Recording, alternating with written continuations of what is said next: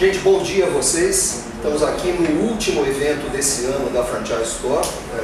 O último evento está sendo transmitido pela internet. Estamos sendo assistidos pelo pessoal que está aqui e pelo pessoal que está nos vendo à distância, pelo web. O objetivo da gente aqui hoje é falar um pouco do mercado de franquias e principalmente para onde ele está indo. O que aconteceu nos últimos anos, aqui a gente teve muita mudança, para onde ele está indo. Só que a gente precisa começar pensando no qual é o propósito do Grupo Xerto, das empresas que compõem Xerto, que são a Xerto Consultoria, a Franchise Store e a Xerto Arte. E agora a gente está criando a Xerto Tecnologia também. O propósito dessas empresas é provocar um impacto positivo na vida das pessoas que nos cercam, sejam clientes ou não clientes, as pessoas com quem a gente interage. Então eu quero agradecer mais essa oportunidade de estar aqui, provocando, ou tentando provocar um impacto positivo. O sistema de franchising no Brasil já é um sistema relativamente maduro. O ano que vem, 2017, no ano que vem, farão 30 anos, vão se completar 30 anos, que eu e um grupo de empreendedores sentamos no hotel do centro de São Paulo, com um café da manhã, e assinamos a ata de fundação da Associação Brasileira de Franchising, que eu redigi com a minha letrinha quase ilegível. Eu tenho uma cópia dela e eu não sei como o cartório aceitou até hoje. Mas ela está lá, ela é a ata de fundação, e em julho do ano que vem, daqui a pouco mais de 6 meses, a gente completa 30 anos de ABF. Mais um ano, julho de 2018, a gente completa 30 anos do primeiro livro sobre franquia publicado no Brasil, que fui eu que escrevi. Tem um detalhe interessante, o livro chama Franchising, mas o editor impôs que a gente tivesse um subtítulo, que é Revolução no Marketing, por uma razão simples, para que o livreiro soubesse em que prateleira era para colocar, porque ninguém tinha noção do que fosse franchising 28, 29, 30 anos atrás. O sistema hoje é maduro, já bastante maduro, a gente tem uma associação extremamente forte, madura, já é algo que impacta o Brasil fortemente. Nós temos uma quantidade enorme, já vamos ver aqui, de empresas franqueadoras e de franqueados, mas mesmo assim, nem todo mundo sabe o que é franchising. Eu percebi isso outro dia, numa reunião com diretores de uma autarquia federal, que tem um impacto enorme na vida da gente e um impacto grande também em franquias. E eu percebi que aquelas pessoas que estavam ali extremamente bem formadas, extremamente de um nível alto, um bom nível intelectual, não entendiam do que nós estávamos falando. Não é porque não entendessem a operação que nós estávamos discutindo em si, elas não entendiam o conceito de franquia. Então, vou pisar aqui no conceito, porque muita gente ainda pensa que franquia é só marca mais produto. Se eu tenho uma marca, empresto para alguém, a quem eu forneço o produto ou autorizo a prestar alguns serviços, e isso é franquia. Bom, gente, dizer que franquia é marca mais produto é igual a dizer que arroz mais feijão é igual a feijoada. Não é. Arroz e feijão são importantes numa feijoada, mas eles sozinhos não compõem uma feijoada. Da mesma forma, marca e produto não compõem uma franquia sozinhos. São elementos importantes, mas numa boa franquia, além da marca e do produto, a gente precisa que o franqueado tenha acesso a um sistema, a um método comprovado para implantar, operar e gerir um determinado tipo de negócio. Franquia é isso, é marca e produto acoplados a um sistema, a um método para implantar, operar e gerir um determinado tipo de negócio. Além disso, para que a franquia seja uma franquia de verdade, o franqueado deve observar uma série de regras, processos, padrões que são definidos, que são impostos pelo franqueador e não são um mero capricho do franqueador. São exatamente esses processos, esses padrões e essas regras que garantem, ou pelo menos aumentam exponencialmente, a chance de sucesso do franqueado. Porque é isso, você quando empreende como franqueado, é como você ir para algum lugar tentando adivinhar o caminho quando você vai independente, e como franqueado você vai com o Waze te indicando o caminho, passo a passo. Agora, eu já desisti de teimar com o Waze, porque todas as vezes que eu tentei, eu me dei mal. É bom que franqueado também não queira teimar com os padrões do franqueador, porque eles não estão ali por chatice, eles estão ali porque aquilo é o que funciona, é aquela receita do bolo que vai gerar um bolo gostoso, bacana, bom de se comer, né? Um bom franqueador disponibiliza para os seus franqueados acesso a uma série de recursos materiais e imateriais. Vamos ver alguns desses recursos? Por acaso, para o pessoal que está nos assistindo aí pela internet, vocês não estão vendo uma apresentação que eu estou mostrando aqui para o pessoal que está ao vivo, mas vocês terão acesso a essa apresentação se entrarem nas páginas do Facebook, tanto da Xerto, como da Franchise Store, como da Xerto Ático, ou nos sites da Xerto, da Franchise Store e da Xerto Ático. Vocês poderão baixar e terão acesso a isso. É só deixar um e-mail nos comentários do vídeo que eu mando a apresentação. Outra coisa também, vocês podem deixar o e-mail nos comentários do vídeo, a Thalita está chamando a atenção aqui, e ela enviará a vocês, que enviarem o e-mail, dizendo: eu gostaria de receber a apresentação, que é para a gente não ficar enchendo a caixa postal de todo mundo que não tem interesse. Quem tiver interesse em receber uma cópia dessa apresentação, é só colocar um comentário, é só colocar o seu e-mail no comentário aqui do vídeo, e a gente manda, a Thalita manda para vocês isso aí. Então vamos ver alguns desses recursos, e tudo isso está nessa apresentação, né? Alguns dos recursos que um franqueador deve disponibilizar ao franqueado: a marca, obviamente, produtos, isso nós já falamos, mas condições de compra, de quem compra em rede. Alguém que compra para uma única unidade, uma única loja, uma única escola, um único restaurante, que compra qualquer insumo, qualquer produto, qualquer bem, tem uma condição de compra. Alguém que compra em nome de 50, de 100, de 200, de 500 unidades, obviamente vai ter condições de compra melhores. Então, essa é uma das coisas que o franqueador oferece. Manuais contendo todo o know-how, ou pelo menos um know-how essencial relacionado à implantação, operação e gestão do negócio que o franqueado vai tocar, que vai criar, né? E manuais, por manuais, vocês entendam, não é mais aquela história de manual, aquele clássico que a gente fazia antigamente, com 300 páginas. Cada vez mais nós estamos fazendo manuais no formato de vídeos, de checklists, de roteiros, quick guides, cartilhas, fascículos e outras formas. O importante é que a pessoa que vai executar cada um dos processos entenda o que se espera dela. Então, isso é fundamental. Não é mais manual, aquele manual grandão que você coloca na prateleira e nunca mais tira. É um manual usável, utilizável, prático, que vai ter uso no dia a dia e vai resultar em coisas práticas. Capacitação em cima desses manuais. Não adianta simplesmente você entregar, mesmo que você entregue vídeo, a capacitação hoje em dia cada vez mais à distância, mas em certas situações a capacitação presencial ainda é fundamental, e a capacitação depois que a pessoa está trabalhando, a capacitação que os gringos chamam de on the job. Eu diria que é a capacitação mão na massa, enquanto a pessoa executa as funções. Acompanhamento para saber se o franqueado está fazendo o que deve fazer, se ele está indo no caminho certo. Consultoria de campo para orientar o franqueado nos detalhes do dia a dia, esclarecer dúvidas, colocá-lo de volta nos trilhos quando ele sair dos trilhos. A oportunidade para trocar ideias e para trocar experiências em convenções, em encontros regionais, porque um franqueado não tem a aprender apenas com o franqueador. O franqueado tem muito a aprender também com os outros franqueados que compõem a rede. Você tem gente ali que muitas vezes já viveu o momento que você está vivendo. É o tal efeito Smirnoff. Eles são você amanhã. Se eles são você amanhã, aprenda com eles. Seria burro não aprender. Uma boa rede de franquias é uma rede que aprende. É uma rede que está continuamente evoluindo e aprendendo uns com os outros, né?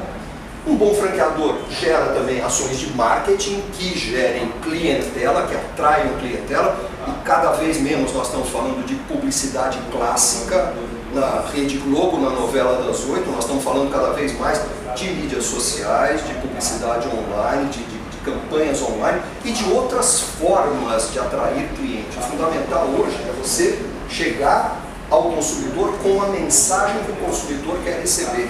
E muitas vezes essa mensagem precisa ser personalizada. E é muito engraçado que ao mesmo tempo que ela tem que ser personalizada, ela precisa ser em massa. Então é ciência, isso não é mais arte, não é mais chute, né?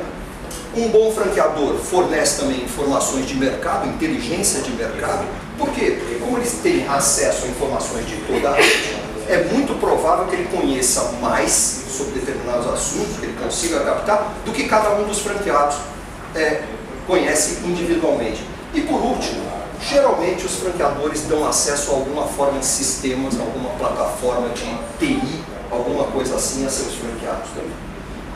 Graças a tudo isso, um franqueado tem a sua chance de sucesso ampliada muitas vezes. Existem estatísticas aí, eu não sei se todas elas são confiáveis, mas hoje comenta-se por aí que dos pequenos negócios independentes que nascem a cada dia, mais de 80% não chegarão a completar 3 anos de vida. Esse número era 60 e poucos por cento há um tempo atrás. Com a crise, aparentemente, se agravou a situação e tem muito negócio independente quebrando. Para um franqueado, a chance dele de sucesso é de mais de 90% dos franqueados chegarem vivos ao final do 3º ano de vida. Então você tem 20% de chance de sucesso num negócio independente contra 90% de chance de sucesso num negócio franqueado.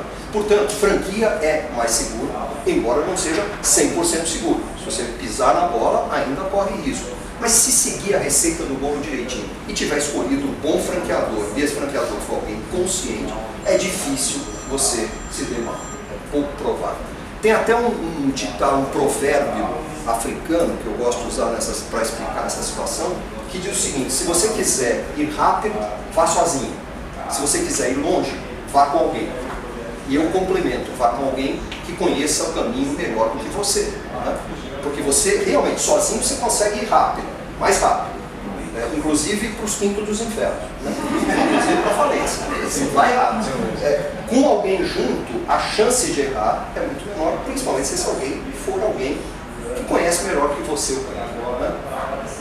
Vamos falar rapidamente da franquia no Brasil nos últimos tempos, nos últimos anos. Não vou nem me preocupar com a história da franquia, isso todo mundo sabe, tem um monte de texto por aí. Pouca gente tem falado do que aconteceu com as franquias de 2002 para cá. É nisso que a gente vai focar. De 2002 até 2013, a gente teve uma situação no Brasil extremamente privilegiada. Né? Nós tivemos um período longo, mais de 10 anos, de inflação baixa, uma economia bastante estável. Nós tivemos a criação de 2002 a 2013 de 28 milhões de novos empregos. Isso realmente gerou um impacto monstruoso, gerou um aumento na renda real do consumidor muito forte. Isso gerou um otimismo generalizado em um período em que tudo parecia que ia dar certo e nunca mais podia dar errado. O Brasil era a bola da vez, tudo era uma maravilha. O Bolsa Família teve uma importância muito grande, os programas sociais de inclusão social que o governo fez, gerou, implantou, que começaram no governo Fernando Henrique, foram continuados no governo Lula e mais ou menos continuados no governo Dilma. Nós tivemos realmente um acesso a uma inclusão social importante. Além disso, nós tínhamos crédito disponível, fácil, às vezes até fácil demais. Muita gente se endividou sem poder se endividar, foi além da sua capacidade de endividamento, porque era muito fácil conseguir crédito. A gente teve uma ascensão da classe C, que foi uma coisa que mudou o país completamente. De repente, nós tínhamos aí 30 milhões de novos consumidores. É um Canadá inteiro. Nós tivemos, de repente, um Canadá inteiro de consumidores colocados no Brasil. 30 milhões é um país importante. Né? O consumo foi crescente e as vendas em alta e parecia que iam continuar em alta para sempre. Isto foi até 2013, 2002 a 2013. Aí veio, né? Durante esse tempo, obviamente, o varejo bombou, né? E o varejo bombou e o franchising bombou junto. Eu tenho aqui um gráfico que você que está na internet não está nesse momento vendo, mas que obviamente vai receber se quiser, porque está na apresentação a qual você vai ter acesso. Tem um gráfico aqui que mostra a linha do PIB, como é que o PIB evoluiu ao longo desse tempo e como é que o franchise, o faturamento agregado das redes de franquia se comportou nesse período. E você vai poder ver que o franchising sempre esteve muito acima do PIB. O franchising cresceu muito acima do PIB. Então, se o PIB cresceu, o franchising cresceu muito mais. A gente tem uma situação aqui em 2010 que nós tivemos um PIB positivo de 7,5% e o franchising, o faturamento das redes de franquia, cresceu 20,4% nesse período. Então, foi um período magnífico para o varejo, para o franchising, e aí vem 2014. De 2014 a 2016, o que a gente está vivendo? A volta da inflação de 2 dígitos, com a qual, sinceramente, alguém da minha idade não consegue se preocupar muito. Eu vejo as pessoas apavoradas com 10% de inflação ao ano. Eu que já passei dos 60, vivi situação de 3% ao dia. 10% por semana era fácil. 10% ao ano não chega a nos preocupar, mas é preocupante para a economia do país. Não deveria existir, não deveria acontecer isso. A inflação de 2 dígitos não é positiva para o país e nenhum país se sustenta no longo prazo com uma inflação desse tipo, né? Essa inflação provocou recessão e mais um monte de fatores provocaram uma recessão forte. Nós estamos vivendo, provavelmente, até onde eu me lembro, a recessão mais longa e mais profunda que esse país já viveu. Nós ainda não saímos dela. O desemprego está uma coisa absurda. E se a gente olhar as estatísticas, elas são assustadoras, mas se você entender como as estatísticas são formuladas, se você entender o conceito de desemprego, você vai ficar mais assustado ainda. Porque desemprego não é quem está sem trabalho, é quem está sem trabalho e na última semana não procurou trabalho. E o cara que fez um bico na semana passada não é considerado desempregado. Pô, então, se você for analisar a realidade do desemprego é muito pior do que essa que as estatísticas oficiais mostram. Não é que elas sejam mentirosas, apenas os critérios nos quais elas se baseiam são critérios que não batem muito com a realidade das ruas. Então, o desemprego está muito alto. A gente teve, porque durante muito tempo congelaram tarifas e congelaram os preços controlados, e a carga tributária não aumentou, e de repente nós temos um aumento brutal nas tarifas e preços controlados, e nós temos uma carga tributária aumentando dia a dia, porque o Estado está quebrado, de forma geral, e como é que o Estado resolve quando ele está quebrado? Se uma empresa está quebrada, ela corta custos, ela se aperta, ela corre atrás de venda, o Estado aumenta os impostos e a gente é que se ganha. É em cima da gente, somos nós que pagamos a conta. Os caras fazem a festa, e a ressaca nós é que temos. Basicamente é isso. Eles tomam todas, mas a ressaca fica com a gente, né? E é um fato, está aí. Então nós temos uma carga tributária aumentando, as tarifas públicas aumentando, preços controlados aumentando, o crédito está extremamente difícil, não só para o consumidor, mas também para o empresário. Bancos voltaram àquele modo original, banco só empresta para quem não precisa do dinheiro. Certo? Neste momento era assim, voltou a ser assim. Os estados e o Estado, a federação, estão quebrados. Tem muitos estados em estado já. Agora foi Minas Gerais o último, que declarou calamidade financeira. Antes foi o Rio de Janeiro. E vem outros aí.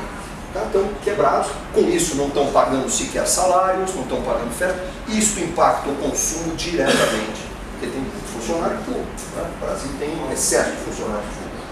Uma queda real nos salários, as pessoas para manter emprego estão aceitando reduzir seus salários, né? Há muita substituição de pessoas mais caras por pessoas mais baratas dentro das empresas. Temos muitas incertezas e turbulências e temos um pessimismo generalizado. Eu fico um pouco impressionado, eu sou um otimista por natureza. Mas eu não vi a razão para tanto otimismo como a gente teve de 2012 a 2013, eu também não vejo razão para tanto pessimismo. Mas o fato é que eu converso com empresários de todos os níveis, todos os portos, eu vejo gente que me parece prestes a cortar os próprios pulsos de desespero. Gente, calma, não é para estar tão desesperado, a situação está complicada, os políticos não ajudam, o próprio Supremo Tribunal Federal não ajuda, mas as coisas não estão tão ruins assim e elas tendem a melhorar. Vamos falar um pouco da perspectiva. Nós estamos vivendo, de fato, a recessão mais profunda e mais longa. Mas, está aqui na minha frente um gráfico que mostra as recessões do Brasil de 1900 até hoje. Gente, nós já tivemos 1, 2, 3, 4, 5, 6, 7, 8, 9, 10, 11, 12, 13 recessões. 13 períodos de recessão. Não é o primeiro, porra. Tem saída. É isso que eu quero dizer. Eu já vivi tanta crise que a crise não me assusta. Eu procuro enxergar a crise, inclusive, por um prisma diferente. Onde é que estão as oportunidades? Porque toda crise oferece oportunidades. Eu faço parte da Academia Brasileira de Marketing. Dizem que eu sou um imortal do marketing. Eu preferia ser imortal não morrendo e não graças ao título. Mas tudo bem. O dia que eu morrer, vocês saibam todos que eu vou absolutamente contra a vontade. Eu vou contrariar, porque eu acho a vida ótima. Mas eu estou na Academia Brasileira de Marketing. Um dos meus colegas é o Nizam Guanais, na academia. Publicitário, famoso, empresário, Nizam Guanais. O Nizam costuma dizer que na crise tem gente que chora e tem gente que vende lenço. Eu procuro ser um dos que vendem lenço, porque sempre tem um lencinho para você fabricar e vender. Sempre, na pior das recessões, na pior das crises, alguém se dá bem. Porque as pessoas continuam, o consumo cai, mas ele não morre. As coisas continuam acontecendo, alguém vai vender. Alguém vai crescer, alguém vai aproveitar as oportunidades. O nosso papel aqui, como Xerto, como Franchise Store, como Xerto Ático, é trabalhar com as empresas que querem aproveitar as oportunidades e não aquelas que estão a fim de cortar pulso. Eu não quero ninguém na minha frente que está a fim de cortar pulso. Eu quero gente que sabe e quer, ou quer a nossa ajuda para encontrar oportunidades e formas para crescer. E elas estão aí, tem muita oportunidade. Né? A gente viveu uma situação... Estou aqui na minha frente também, você vai ver quando baixar a apresentação, as 3 capas da Economist, que falaram do Brasil aí, mais ou menos recentemente. Em 2009 era o Cristo decolando, e exatamente o título é O Brasil Decola. Em 2013 é o Cristo entrando em parafuso, né? E assim, será que o Brasil estragou tudo? É o título. E a de 2016 é o Cristo de mãos levantadas, segurando uma placa onde diz SOS, socorro. E o título é A Traição do Brasil, ou O Brasil foi traído.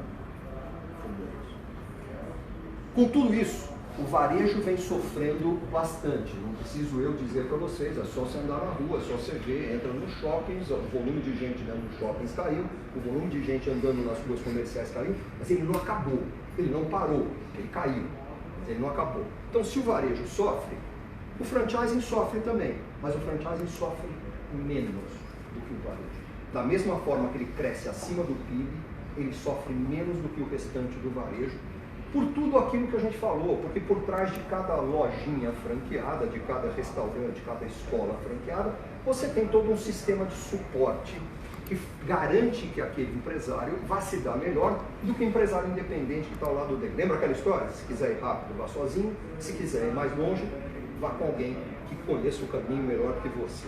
É isso? Entre 2015, somando 2015 e 2016, nós tivemos a seguinte situação no Brasil. 170 mil lojas fecharam as portas, lojas independentes. 170 mil. É como se quase 2 vezes todos os shoppings que existem no Brasil fechassem as portas de um dia para o outro. Se você somar todos os shoppings que tem no Brasil, a estimativa é que eles deem mais ou menos 100 mil lojas. Total de lojas de todos os shoppings do Brasil. Então você pensa, se fecharam 170 mil, todos os shoppings do Brasil fecharam uma vez mais 0,7 vezes. Assim, quase 2 vezes. Então, uma loucura. Mas no mesmo período, mais de 20 mil novas franquias foram abertas. O mercado de franquia continua, o mercado de franquia está vivo, o mercado de franquia está agitado, o mercado de franquia está aí bombando. Não do jeito que estava antes, óbvio, mas ele continua bombando. O ano passado a gente teve a primeira situação em que o faturamento somado das redes de franquia cresceu, mas ficou abaixo da inflação. Foi a primeira situação em 20 anos dele ficar abaixo da inflação. Este ano ele já está acima da inflação. Ele já recuperou a perda do ano passado e está acima. Então, você vê, ele continua crescendo. Nós chegamos no final de 2015 com quase 140 bilhões de reais de faturamento, somando todas as redes de franquias que atuam no Brasil. E não é só o faturamento que cresce, o número de marcas sendo franqueadas continua crescendo ano a ano. No ano de 2015, com relação a 2014, 2015, foi um ano difícil, todo mundo sabe. O número de marcas sendo franqueadas cresceu quase 5%. O número de lojas, de restaurantes, de unidades, de escolas, cresceu de 2014 para 2015 mais de 10%. Nós temos hoje no Brasil quase 140 mil estabelecimentos franqueados funcionando. É um número respeitável. Isso coloca a gente num dos primeiros lugares do ranking mundial de franquias. Então, com todos os problemas, com toda a situação negativa, o franchising continua bombando e eu não vejo razão nenhuma para ele deixar de bombar nos próximos anos. Muito ao contrário. Agora, a gente teve alguns efeitos da crise em cima do mercado de franquia, inegável. Primeira coisa que aconteceu, mais concorrência. Em alguns segmentos, mais do que outros. Principalmente segmentos onde você não tem barreira à entrada. Eu estava agora há pouco falando das ondas, dos modismos de franquia. Que a gente teve aquela onda, vamos lembrar aí, frozen yogurt. Pô, de repente nós tínhamos no Brasil, chegamos a ter, segundo as minhas contas, pode ser que tivesse mais. Eu consegui identificar naquela época 76 redes de franquias de frozen yogurt. Pô, gente, não tem espaço para tanto cavalo correndo, não tem tanto consumo assim, né, de frozen yogurt. Mas são aquelas ondas, por quê? Porque não tem barreira à entrada. E tem essa onda dos modismos, isso é uma coisa muito brasileira. Corre todo mundo para aquele lado, como não faz planejamento, não faz business plan, e todo mundo é super otimista na hora de fazer business plan, tudo corre para aquilo ali, todo mundo vai lá. E a gente teve primeiro frozen yogurt, depois a gente teve cupcakes. Alguém lembra de alguma rede de franquia de cupcake que está viva ainda nos shoppings? Pode ser que tenha alguma, eu não consigo lembrar de nenhuma. Depois a gente teve um momento rápido das brigaderias. Foi brigaderia, todo lado, brigadeiro gourmet. A palavra gourmet, então, virou moda, é o raio gourmetizador, como tem uma amiga minha que diz, tudo é gourmet hoje em dia. Aí teve brigadeiro gourmet. Depois do brigadeiro gourmet, vieram as paletas mexicanas. E a paleta, todos os nomes, esgotou-se o dicionário de espanhol. Né? Eles começaram a chegaram a criar, tinha uma marca que chegou a ser, que era sempre los alguma coisa, los isso, los aquilo, tinha uma que era los, porque faltou adjetivo, ficava só partido, los, né? E agora é a onda dos bolos caseiros, né, que você tem. E como sempre acontece, o que acontece? O mercado depois se autorregulamenta. Então essa coisa... Chega uma hora que o mercado se acerta, fica quem realmente for bom, e a crise tem essa vantagem. Né? Eu vou falar daqui a pouco, mas já vou antecipar. A crise tem um efeito purificador. Toda a crise tem um efeito purificador, ela ajusta o mercado, ela se acerta. Mas o fato, um dos efeitos da crise foi um aumento gritante de concorrência, e um ponto interessante é que quem vende franquias concorre com todo mundo que vende franquias, não concorre só com franquias do mesmo dono. Quem entra numa feira de franquia, raramente entra com a disposição, vou comprar uma franquia de escola de inglês. A pessoa pensa o seguinte, eu tenho 200, 300 mil reais disponíveis, eu tenho acesso a 200, 300 mil reais, eu quero montar um negócio que me dê uma renda de não sei quanto. É isso. Então, uma escola de inglês, uma lanchonete, uma sapataria ou alguma outra coisa, é mais ou menos a mesma coisa. Sim, esse é um fato. E houve um aumento grande de concorrência entre as franqueadoras. Houve uma queda nas vendas, tanto nas vendas na loja, como proporcionalmente nas vendas de franquias. A gente continuou crescendo, mas o ritmo de crescimento de venda de franquia deu uma diminuída. No ano passado, 2015, foram vendidas no Brasil 12 mil novas franquias. É um número bastante expressivo, mas se você dividir por 3 mil franqueadoras, você vai descobrir que cada rede, na média, pé no freezer, cabeça no forno, né? Cada rede cresceu em média 4 unidades. O que a gente acha que ouvir não é muita coisa. Né? E essa média não é real, porque a gente sabe que tem gente que cresceu 120, 100, 150, 70 unidades. Então, muita gente não cresceu ou diminuiu. Né? Houve e está havendo e continuará havendo uma busca por novos formatos de ponto de venda. Você tem gente procurando pontos de vendas móveis, pontos de vendas pop-up, que é aquele que você abre durante um período e depois fecha, pontos de vendas menores, também uma busca por localizações alternativas. Antes era shopping, rua, Agora tem gente colocando franquia dentro de hospitais, tem gente colocando franquia dentro de escolas, dentro de bases militares, dentro de estação de metrô, estação ferroviária, estação rodoviária e por aí vai. E cada vez mais buscando novos locais. Houve uma tendência, e há uma tendência no acréscimo do número de multifranqueadores, que são franqueadores que começam a comprar outras marcas e colocar debaixo do mesmo guarda-chuva. Então, uma empresa franqueadora com várias marcas. Esse ainda é um movimento pouco expressivo no Brasil, mas já vou antecipar, uma das tendências que eu percebo é que esse movimento vai se intensificar, porque tem algumas empresas franqueadoras muito bem capitalizadas, muito bem estruturadas, com apetite para comprar concorrentes. Então, e da mesma forma, se intensificou o movimento de criação de multifranqueados. O franqueado que tem 5, 10, 15, 20, 60, 200 franquias, ou da mesma marca, ou de marcas diferentes. Essa é uma tendência que nos mercados mais maduros, nos Estados Unidos, por exemplo, é a coisa mais comum do mundo. Nos Estados Unidos você já tem franqueados tão grandes que já tem fundos de investimento, empresas de private equity investindo no franqueado, não no franqueador. Não investindo na marca, investindo na loja. Você já tem o maior franqueado do ramo de alimentação dos Estados Unidos, fatura mais de 1,5 bilhão de dólares por ano, mais de 1,5 bilhão de dólares por ano. O maior franqueado do mundo faturou, ano passado, 2,6 bilhões de dólares. Lembrando que o 0,6 é 600 milhões de dólares, tá? 2 bilhões e 600 milhões de dólares, um franqueado, que tem 180 marcas, 2.200 lojas, coisa e tal. A gente ainda está longe dessa realidade no Brasil, até porque a legislação tributária aqui complica um pouco isso, é difícil com a legislação do super simples. O cara tem muitas lojas, depende do segmento, ele não consegue ter, a não ser que use aquela velha figura, né, das pessoas cítricas. Né? No Brasil você tem pessoas físicas, pessoas jurídicas e pessoas cítricas. São os laranjas. Então, a não ser que o cara use pessoas cítricas, ele não consegue ter muita loja, ou tem uma lucratividade muito mais baixa por causa do impacto tributário grande. Mas estão surgindo muitos multifranqueados no Brasil, a tal ponto que já tem dentro de eventos da ABF, a gente já tem painéis específicos sobre isso, seminários específicos falando disso. Nos Estados Unidos você já tem a Associação dos Multifranqueados, a Convenção dos Multifranqueados, o Guia de Multifranqueados, a newsletter de multifranqueados, a revista de multifranqueados. Aqui a gente ainda não está assim, mas está caminhando para isso. Outro efeito positivo da crise é que as empresas se sentiram obrigadas a inovar. Isso não foram só as empresas franqueadoras, mas as empresas franqueadoras fizeram isso, inclusive repensando modelos, repensando processos, repensando ferramentas e instrumentos de gestão, repensando a sua forma de atuar, de vender franquias, de gerir franquias, de gerir a rede de franqueados. Nós tivemos um fenômeno que se intensificou das indústrias avançando para o varejo, e muitas delas avançando, a maior parte delas avançando via concessão de franquias.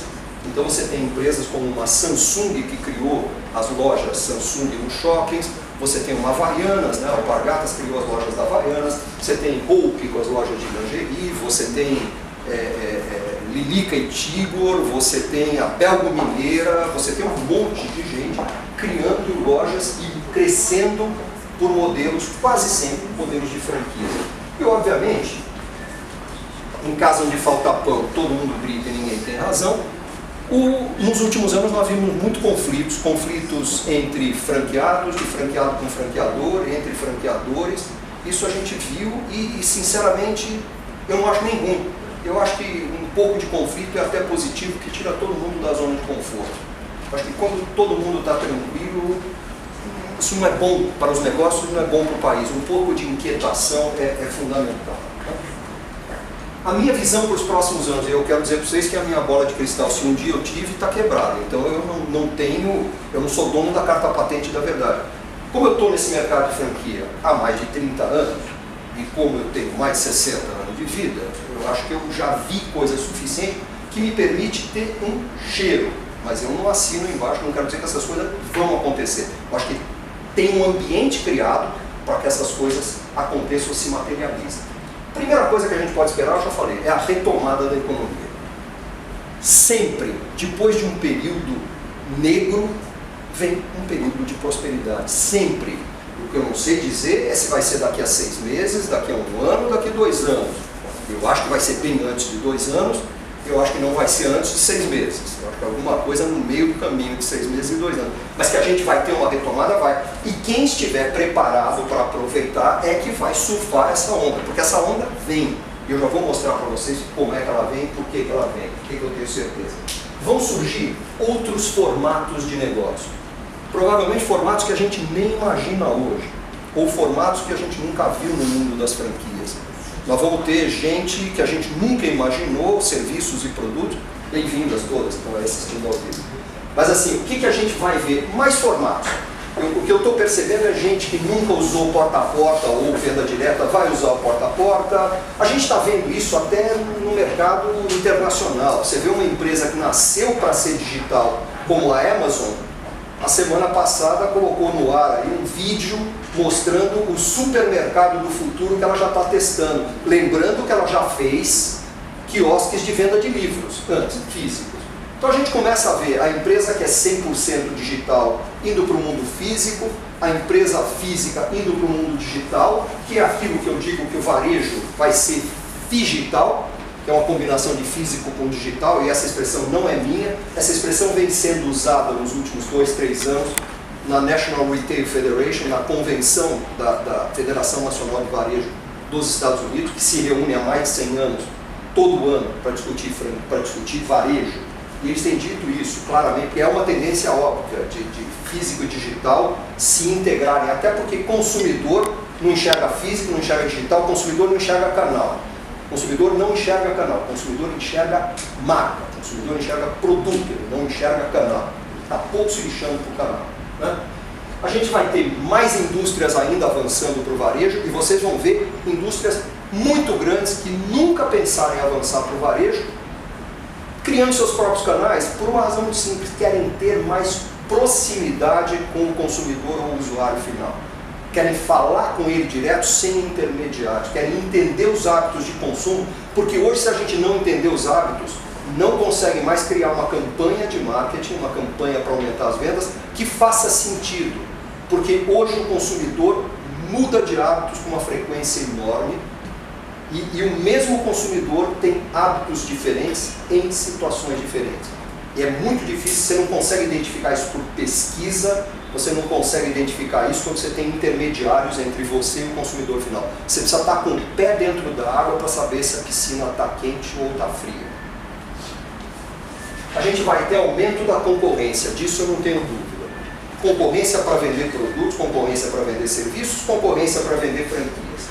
A gente vai ter o uso, que aqui no Brasil é pouco feito, de métricas mais claras. Nós vamos ter mais coleta de dados, mais análise de dados, menos achismo.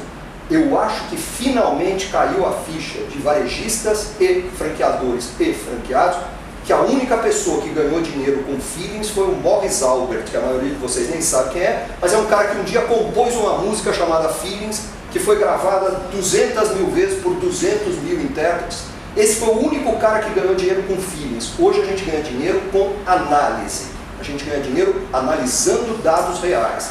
Achismo não tem mais espaço. Está mudando rápido demais para a gente conseguir ter o achismo calibrado o suficiente. A gente vai ter uma prevalência do marketing digital, estou chovendo no molhado, é isso aí. Cada vez mais as pessoas se conectam com o mundo. Não é através da televisão, não é através do jornal, não é através de revistas, mas é através nem do computador ou do tablet, cada vez mais através do seu celular. Eu hoje ainda estava de manhã discutindo com a minha mulher qual é a relevância do jornal impresso, porque não tinha nenhuma notícia relevante no jornal de hoje a qual eu já não tivesse tido acesso 5 ou 10 minutos depois que o fato aconteceu ontem ou anteontem. Às vezes leva 2 dias para a notícia chegar no jornal. Eu tive acesso à notícia, eu quero um jornal sim, interpretação, eu quero análise, eu quero uma discussão mais profunda e sinceramente tenho encontrado cada vez menos isso no jornal. Mesmo isso eu encontro mais em algumas newsletters digitais que chegam, talvez não com a velocidade da notícia, mas com velocidade igual ou melhor que a velocidade do jornal. Então isso vai mudar, isso está mudando, a prevalência do marketing digital é inegável E a gente vai ter no mercado de franquia mais consolidação, como eu falei agora há pouco. A gente vai ter mais empresas franqueadoras comprando outras empresas franqueadoras. Às vezes comprando até para fechar, mas comprando, adquirindo, porque não tem espaço. Não faz sentido a gente ter mais franqueadores no mercado brasileiro do que existem franqueadores no mercado americano. Não faz sentido isso. Isso é pouco provável que continue assim. Pode continuar durante algum tempo, não vai continuar durante o resto da vida. Existem algumas incógnitas para as quais eu não tenho resposta. Eu não sei qual é o impacto que elas vão provocar, seja no varejo, seja no consumo, seja no mundo das franquias. Primeira grande incógnita, a inversão da pirâmide demográfica, a pirâmide de idade no Brasil. Antes era uma pirâmide, se você olhar hoje, ela é um bicho esquisito, ela não é um losango, ela não é um quadrado, ela é um bicho completamente esquisito. Nós vamos chegar num ponto, muito em breve, nós estamos no ano 2016, daqui a 12 anos, parece muito tempo, se você olhar quando você estava 12 anos atrás, você vai ver que passa rápido.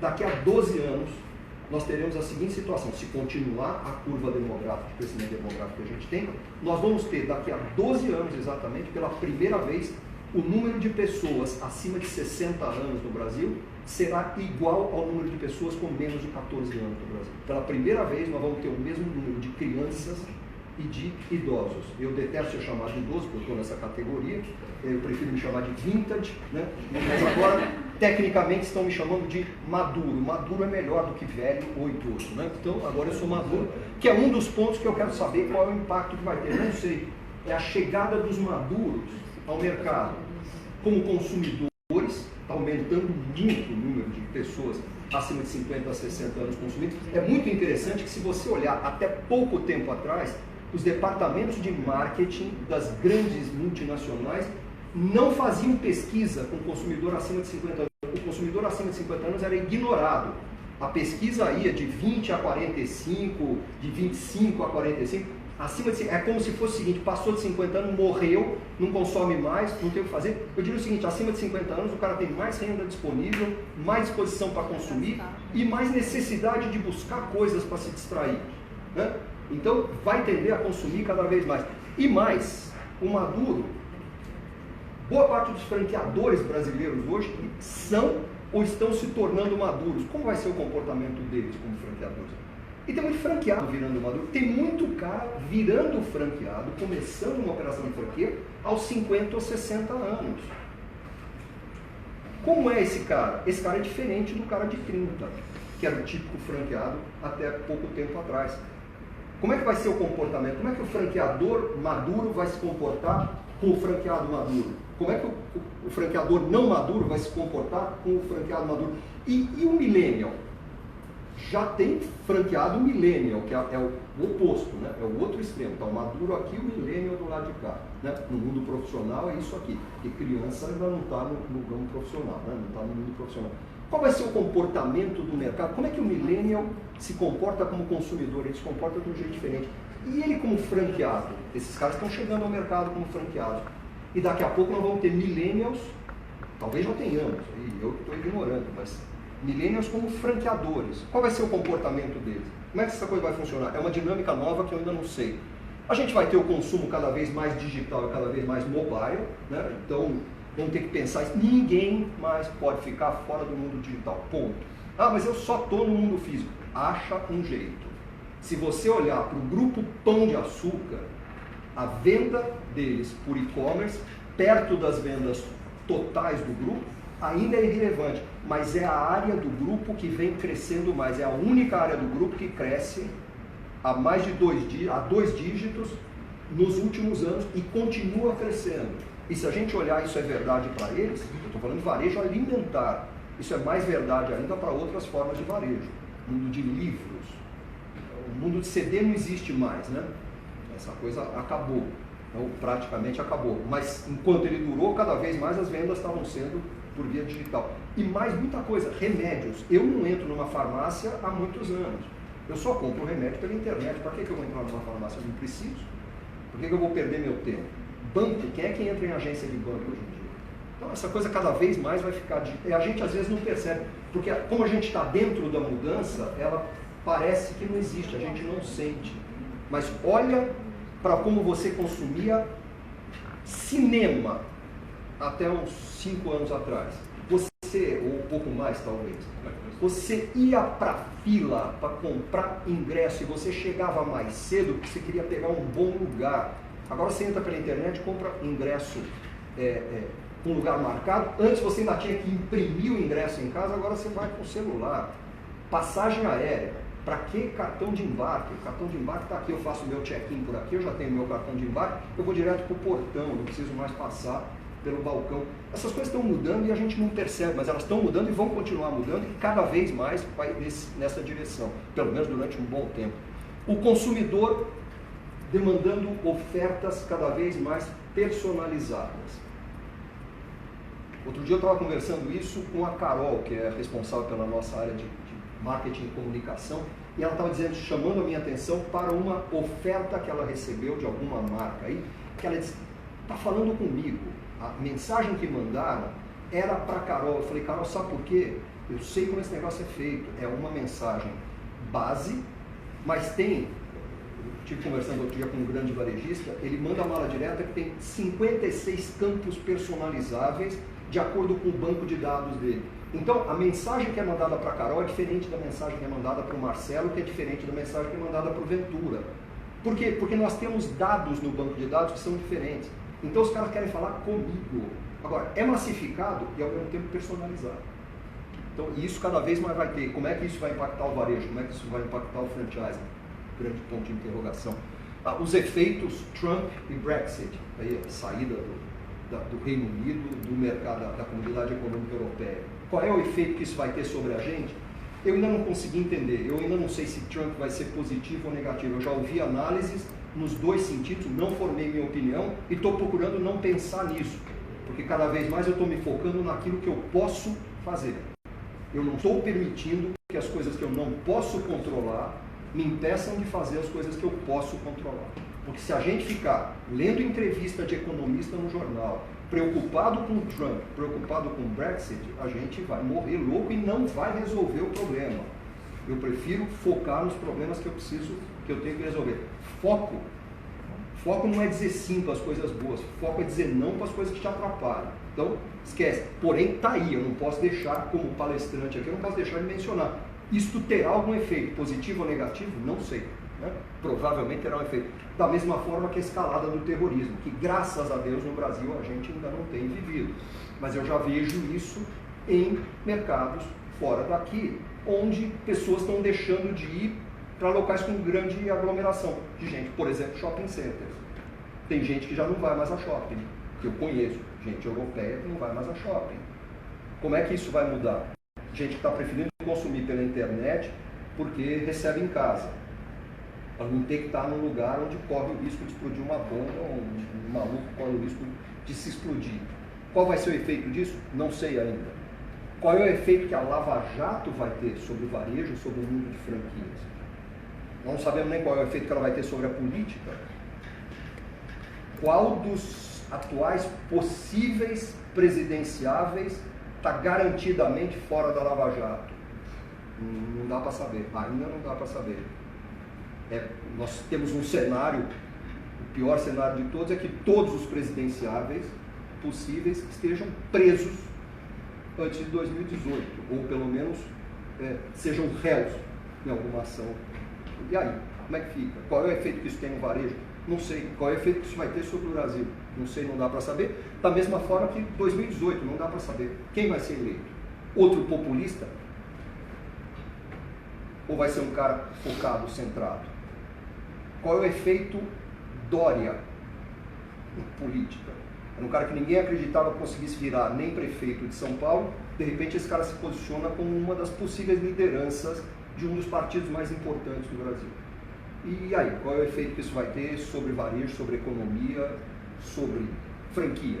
Impossível saber. Então aqui as incógnitas, eu não tenho resposta para elas. A única coisa que eu sei é que apesar de todas as incertezas, o Brasil e o brasileiro e o franchising são resilientes. Eu estou mostrando para vocês que estão assistindo a gente pela internet e não conseguem ver o que eu estou vendo, vão ver depois. Tem um gráfico aqui, não deixa de olhar, que é aquele gráfico que eu já mencionei, que fala das crises, das recessões pelas quais o Brasil passou desde 1900. E se a gente olhar para cada uma delas e olhar para o período imediatamente seguinte, você vai ver que depois de cada crise, depois de cada afundada no PIB, tem uma retomada que não é lenta e gradual, é brutal e rápida. Então é nisso que eu aposto. Por que esta crise será diferente das outras? Ela não tem razão para ser diferente, ela é igual. No fundo ela é igual. Ah, os fatores são diferentes. Gente, toda vez eu escutei isso na minha vida, toda vez que a gente passou por uma recessão, essa daqui é diferente. Ah, essa daqui... Gente, no fundo é tudo igual. Muda a moldura, mas o quadro é sempre o mesmo. Então, assim, podem ficar tranquilos. Esta recessão, em algum momento, passa, para ela tem que passar. Não tem outro jeito. Passa como todas as outras passaram. E eu garanto para vocês que naquelas em que eu estava vivo, né, que eu nasci, aqui assim. Então, eu enfrentei já algumas dessas recessões. Em todas elas, em algum momento, eu mesmo e as pessoas à minha volta dizendo, agora acabou, agora não tem mais jeito, afundou de vez, nunca mais vai voltar. Volta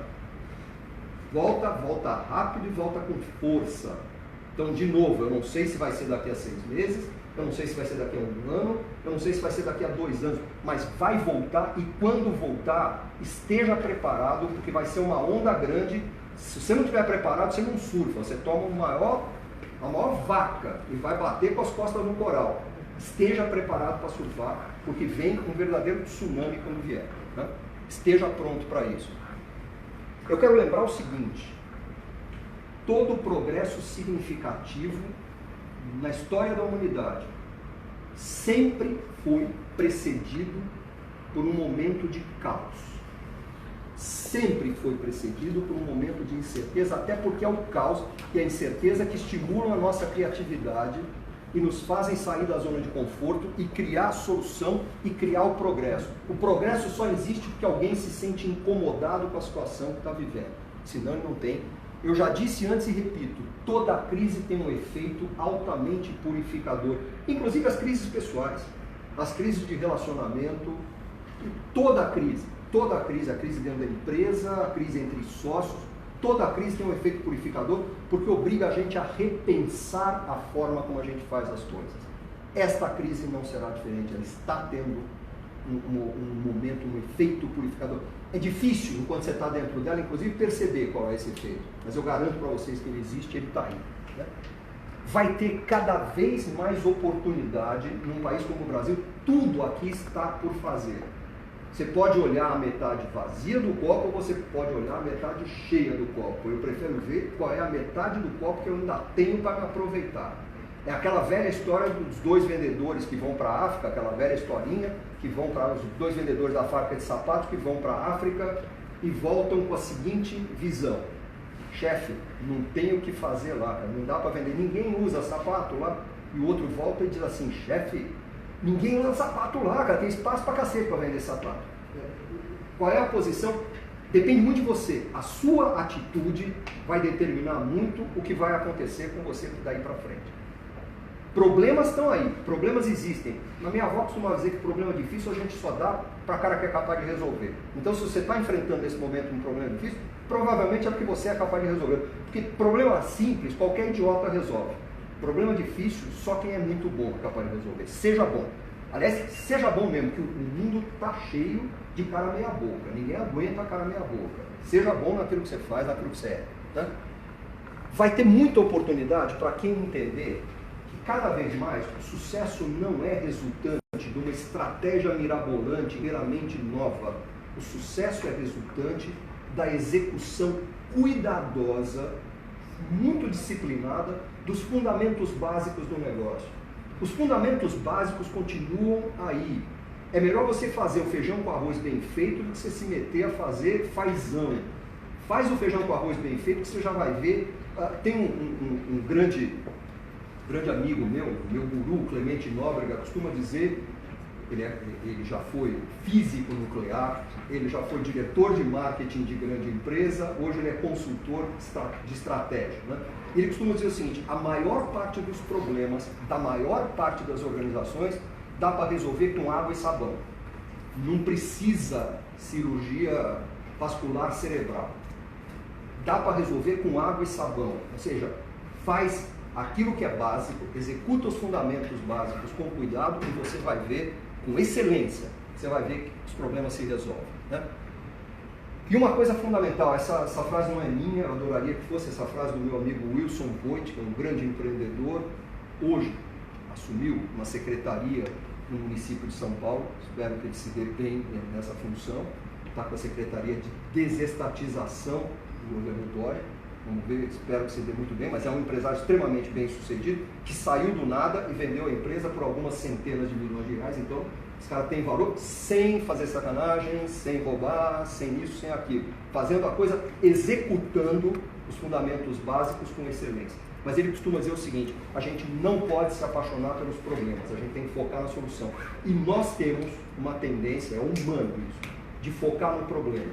E inclusive tem uma tendência de, antes de começar a resolver o problema, ou melhor, de já sair resolvendo o problema quando ele aparece, ou tentando, você começa a patinar desesperadamente, sem antes dar um passo atrás e parar para pensar o seguinte: o que é que eu quero no lugar deste problema que eu tenho? E aí, focar na solução.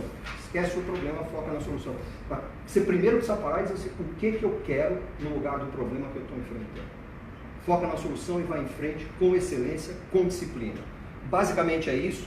Quem quiser tem mais um monte de informações nos sites da Xerto, da Xerto Ático, da Franchise Store, no canal YouTube da Xerto, no Facebook da Xerto, da Franchise Store, da Xerto Ático. A gente cada vez mais também está ficando digital. Então, portanto, a gente walk the talk, né? A gente faz aquilo que a gente prega, não porque a gente queira ou deixe de querer, porque é o único caminho a seguir. Então, quem quiser informação, tem muita informação aí. Agradeço a vocês que estão aqui presencialmente, agradeço a você que está assistindo a gente à distância, e eu espero que a gente se veja em breve, no começo do ano que vem. Um bom 2017 para todo mundo.